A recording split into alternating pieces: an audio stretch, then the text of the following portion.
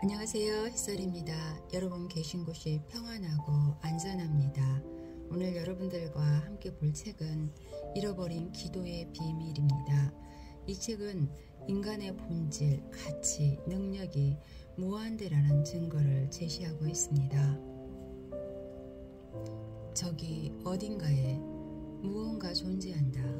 우리가 인식하는 일상의 저편에 우리를 위로하는 신비로운 존재, 어떤 힘이 실제한다.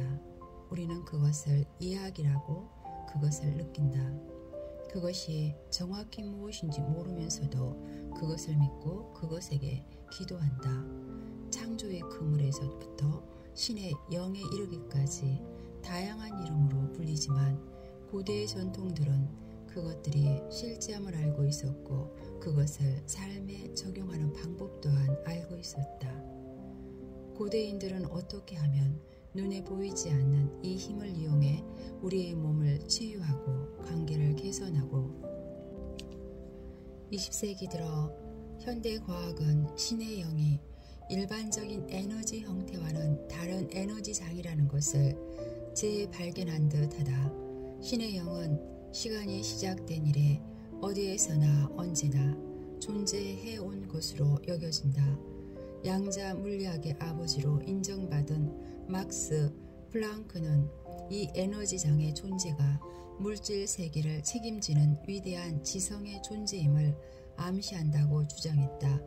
이 힘 뒤에 의식과 지성을 가진 마음이라는 것이 존재한다고 상정해야 한다. 그러면서 그는 이 마음이 바로 모든 물질의 매트릭스라고 결론을 짓는다. 오늘날의 과학자들은 이를 통일장 등의 용어로 언급하면서 플랑크의 매트릭스가 사실상 지성을 갖고 있음을 입증했다. 고대인들이 암시했듯 이 에너지장은 인간의 감정에 반응한다. 그것을 무엇이라 부르든 과학과 종교가 그것을 어떻게 규정하든 우리가 끊임없이 서로를 끌어당기게 만들고 우리를 더 높은 힘에 이어주는 거대한 자석 같은 힘이 어떤 에너지장이 어떤 존재가 어딘가에 있는 것이 분명하다. 이 힘의 존재를 알고 있다는 것은 유의미하고 실용적인 방식으로 그 힘과 소통할 능력이 우리에게 있음을 뜻한다. 2000년 전에 세계적으로 실시한 인구조사는 유사 이래 가장 정확한 조사로 인정받았다. 전 세계 가정을 대상으로 진행된 이 연구에서 매우 흥미로운 통계 결과가 나왔다. 사람들은 저마다 어떤 삶의 목적이 있으며 혼자가 아니라는 생각을 품고 살아간다는 점이다. 세계 인구의 95% 이상이 초자연적 힘이 존재한다는 것을 믿으며 그 중에서도 절반 이상은 그 힘을 신이라고 부른다. 그렇다면 문제는 저기 어딘가에 무엇이 존재하느냐 존재하지 않느냐가 아니라 그 무엇이 우리 삶에 어떤 의미가 있느냐 하는 것이다. 우리 중 대다수 믿고 있는 초자연적인 힘과 어떻게 소통할 수 있을까? 이에 대한 답은 수천 년 전 고대인들이 자연의 비밀을 설명한 내용에서 찾을 수 있다. 이미 예상했겠지만 인간과 신을 연결하는 언어는 우리 모두 아주 일반적인 경험에서 찾을 수 있다. 그것은 느낌과 감정의 경험이다. 마음에 일어나는 특별한 느낌에 초점을 맞출 때 우리는 4세기경 편집된 성경이 보급된 이후 사람들에게 잊힌 기도 양식을 사용하게 된다. 느낌과 감정, 기도의 언어로 사용하기 위한 열쇠는 기도가 어떻게 이루어지는가 이해하는 데 있다. 속세인의 발길이 닿지 않은 외딴 사원들에서 우리 중에 95%가 실제한다고 믿는 신성한 존재와의 소통 방식이 아주 잘 보존된 채 발견되고 있다. 느낌과 감정의 기도. 주지 스님의 대답을 듣는 순간 나는 의아해하지 않을 수 없었다. 무릎 아래 돌바닥에 냉기가 그날 아침 겹쳐 입은 두 겹의 축축한 옷을 파고들었다. 티벳 고원에서는 날마다 여름과 겨울을 함께 경험하게 된다. 태양이 중천에 떠오르면 여름이 되고 히말라야의 삐죽한 산봉우리 뒤로 혹은 나를 에워싼 듯한 사원의 높은 담장 뒤로 해가 저물고 나면 겨울이 된다. 오래된 사원의 돌바닥에 맨발로 서 있는 것처럼 냉기가 몰려왔지만 나는 그곳을 떠날 수 없었다. 내가 20명의 사람들을 지구 반대편으로 향하는 여행에 초대한 데는 그만한 이유가 있었다. 그날 우리 일행은 지구상에서 가장 외딴 곳에 자리한 장엄하고 신성한 지식의 보물창고.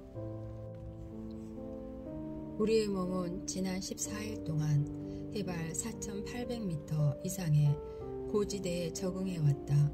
우리는 나무 바지선을 타고 차가운 강을 건넌 뒤 구닥다리 중국에 버스에 몸을 싣고 몇 시간 달렸다. 버스 바닥에서 떠오르는 먼지 구름 때문에 수술용 마스크를 쓰고 있어야 했다.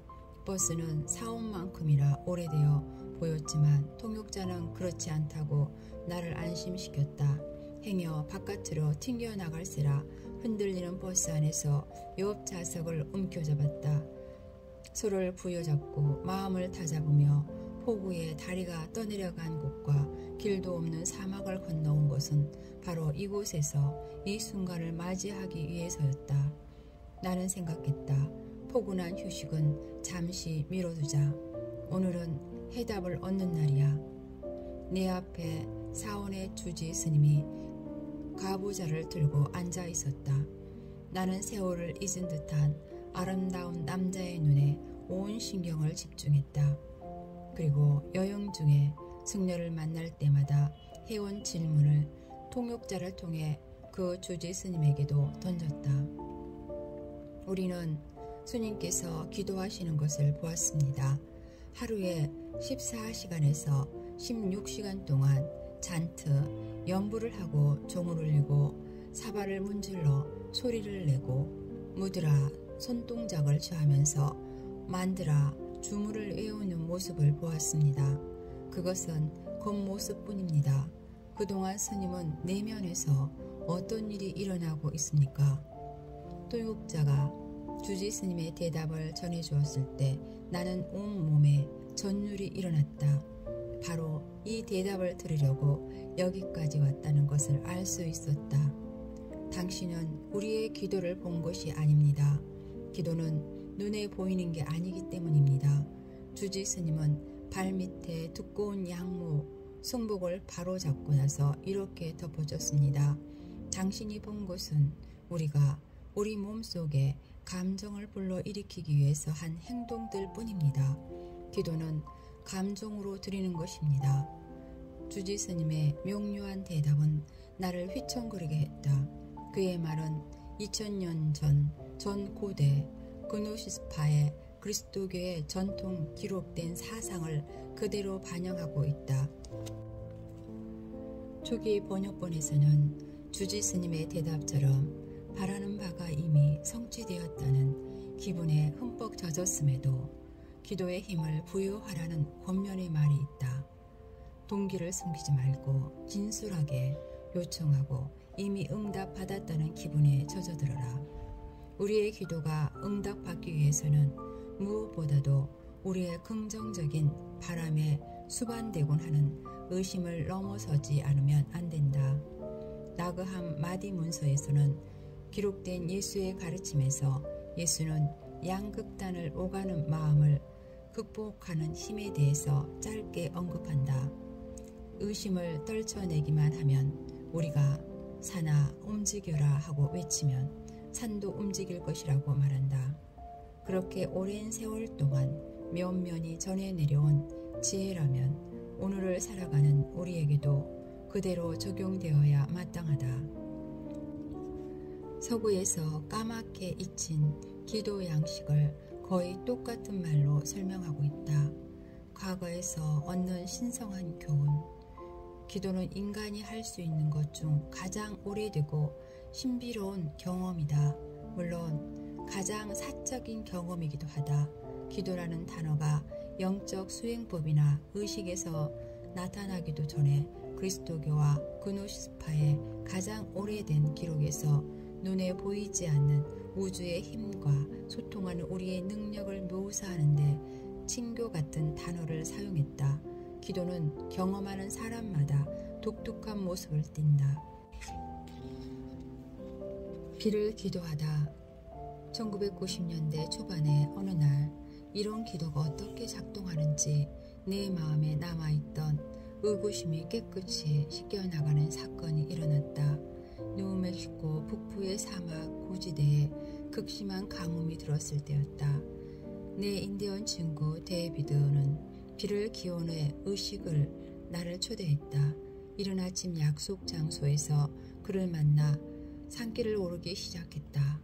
드넓은 고온 지대의 계곡길을 2시간 정도 걸었을 끝에 우리는 데이비드가 수없이 다녀서 손바닥 보듯 훤히 아는 기도 장소에 도착했다.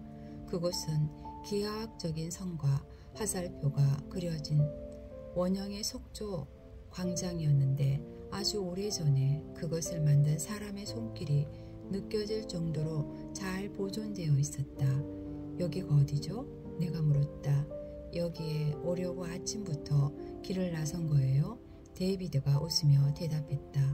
이 스톤 서클은 치유의 바퀴입니다. 언제부터인지 모르지만 내내 여기 있었죠. 바퀴 자체에는 아무런 힘이 없어요. 단지 기도하는 사람이 이 기도에 집중할 수 있도록 분위기를 조성한 것뿐이죠. 그것은 일종의 로드맵, 이 세상을 다스리는 섭리와 사람들을 이어주는 지도자라고 생각해도 좋을 거예요. 나는 다음 질문을 예상하기라도 한 듯 데이비드는 자신이 이 어린 소년이었을 때부터 이 지도의 언어를 배웠다고 말했다. 오늘 나는 고대의 길을 따라 다른 세상으로 여행을 떠날 겁니다. 다른 세상에서 하려고 마음먹은 일을 할 생각이 오늘 우리는 비를 기도할 거예요. 나는 할 말이 떠오르지 않았다.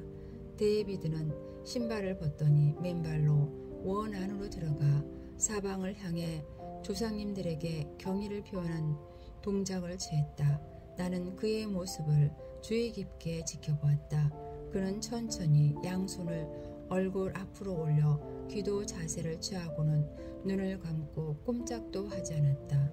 한낮에 사막을 내리쬐는 태양의 열기에도 아랑곳하지 않았다. 그의 호흡은 아주 느려졌다. 과연 숨을 쉬고 있는 것조차도 판별하기 어려웠다. 몇 분이 흘렀을 때 그가 크게 숨을 들이쉬면서 눈을 뜨더니 나를 보며 말했다. 갑시다. 여기서 할 일은 다 했어요. 춤을 추거나 하다못해 주문이라도 외울 곳으로 기대했던 나는 그가 기도를 너무 빨리 끝내는 바람에 의아해하지 않을 수 없다. 아니 벌써 끝났어요? 나는 당신이 비를 내려달라고 기도한 줄 알았는데요. 데이비드는 이런 식의 기도를 이해하는데 결정적인 단서가 될 만한 대답을 했다. 그는 신발끈을 묶고 땅바닥에 앉더니 나를 올려다보며 웃는 얼굴로 대답했다. 아니에요. 나는 비를 기도하겠다고 말했지 비를 내려달라고 기도하겠다고 하지 않았어요. 만약 비를 내려달라고 간청하는 기도를 했다면 실현 가능성이 없다고 할 수 있습니다. 그날 늦게 데이비드는 자기가 무슨 뜻으로 그런 말을 했는지 설명해 주었습니다. 그는 어렸을 때 마을 노인들에게 기도의 비법을 전해 들었다는 말로 이야기를 시작했다. 요지는 다음과 같다. 어떤 일이 일어나게 해달라고 간청하면 그것은 곧 자신이 소유하지 못한 것에 힘을 넘겨주는 것이다. 치유를 간청하면 질병에 힘을 넘겨주는 일이다. 비가 오게 해달라고 요청하는 기도는 가뭄에 힘을 넘겨주는 일이다. 이런저러한 것을 달라고 매달리면 그것은 우리가 바꾸고 싶어 하는 것들에 더욱더 힘을 실어주는 것뿐이다. 나는 가끔 데이비드가 했던 말들을 떠올리며 그것이 오늘날 우리의 삶에 어떤 의미가 있는지 상기하곤 한다. 그날 나는 데이비드를 만나보며 이렇게 물었다. 비를 내려달라고 기도하지 않았다면 무엇 하신 거죠? 간단합니다. 그가 대답했던 비가 내릴 때의 느낌을 느끼기 시작했죠. 빗방울이 내 몸에 닿는 느낌. 비가 쏟아져서 진창이 된 마을 광장에 맨발로 서 있는 느낌을 느꼈어요. 비가 올 때면 마을의 흙탕집에서 나는 냄새도 맡았고 비를 맞으면서 가슴 높이까지 자른 옥수수밭 사이를 헤집고 돌아다닐 때 기분도 즐겼습니다. 데이비드의 설명은 이치에 완벽하게 들어맞았다. 그는 모든 감각을 열어젖혔다.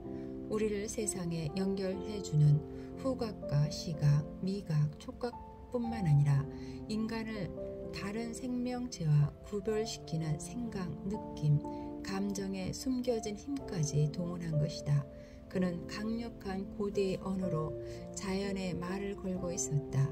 이어진 그의 설명은 내 가슴을 물론 논리를 따지는 과학적인 두뇌까지 긍정케 하며 나를 흔들어 놓았다.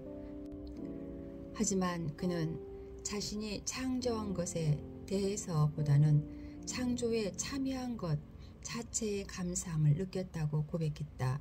우리는 감사하는 마음을 통해 모든 가능성에 경의를 표현하고 우리가 선택한 것들을 이 세상으로 불러오게 됩니다.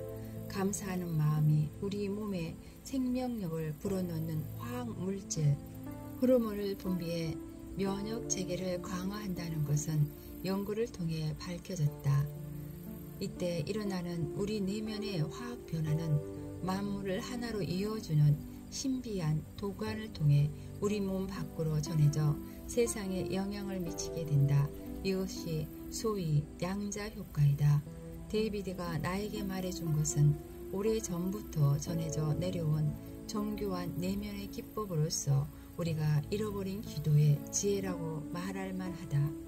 이 기도를 아직 해본 적이 없다면 한번 시도해보라고 권고하고 싶다. 무엇이든 당신의 인생에서 경험하고 싶은 것을 생각해보라.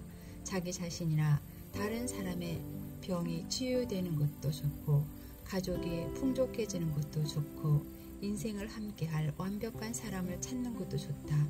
무엇이 되었든 그 일이 이루어지기를 요청하지 말고 이미 일어난 일인 것처럼 느껴보라. 기도가 온전히 다 이루어졌을 때의 충족감을 구체적으로 모든 면에서 느껴보라. 자, 이제는 기도가 응답을 받았을 때 달라지는 당신의 인생에 감사하는 마음을 품어보자. 도움을 요청할 때 느끼는 간절함과 목마름이 아니라 감사하는 마음에서 비롯되는 편안함과 해방감을 맛보는 것이다.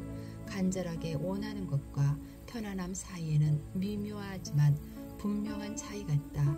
찾고 구하는 기도는 갈망 상태에 머물게 하지만 이미 받았다는 느낌은 우리 마음을 한없이 편안하게 해준다.